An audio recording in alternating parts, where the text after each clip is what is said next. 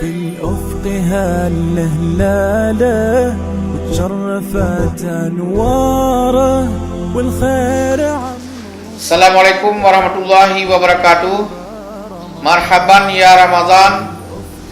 Saya Profesor Dr. Farid Majidi Ibrahim MA, Rektor UIN Araniri Banda Aceh, mengucapkan selamat menjalankan ibadah puasa Ramadan ke-1439 Hijriah 2018 Miladiah kepada segenap unsur pimpinan UIN Araniri beserta segenap sivitas akademikanya.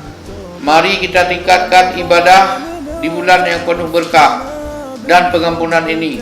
Semoga segala amal ibadah dan kebajikan kita diterima oleh Allah Subhanahu wa taala. Amin ya rabbal alamin. Assalamualaikum warahmatullahi wabarakatuh.